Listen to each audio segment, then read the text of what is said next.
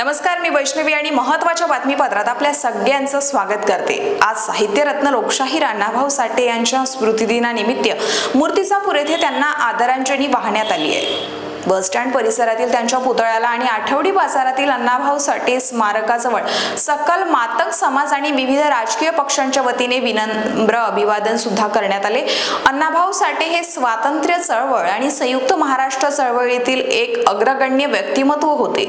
ते एक विचारवंत, साहित्यिक, कवी, प्रबोधनकार आणि समाजसुधारक म्हणून ओळखले जातात आणि त्यांच्या स्मृतीला उजाळा देण्यासाठी अनेक मान्यवर उपस्थित होते। या प्रसंगी अशोक थोरात, विलास सावळे, गोपाल पवार, निलेश खळसे, भारतीय जनता पार्टीचे मूर्तिजापूर शहर अध्यक्ष हर्षल साबळे, शहर सरचिटणीस अविनाश आवले, अमोल पिंपळे, शिवसेना ठाकरे गट शहर प्रमुख बाळासाहेब खांडेकर, अभिजित देशमुख, आकाश वानखडे, मंगेश वाडेकर, किशोर भगत, सुरेश धाटे, अक्षय गवई, आदित्य खंडारे, विशाल तातोड यांच्यासह समस्त मातंग समाज आणि विविध पक्षीय पदाधिकारी व कार्यकर्ते मोठ्या संख्येने उपस्थित होते।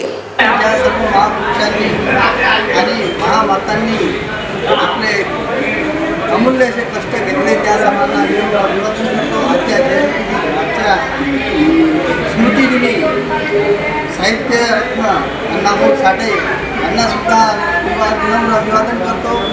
बंधू भगिनींना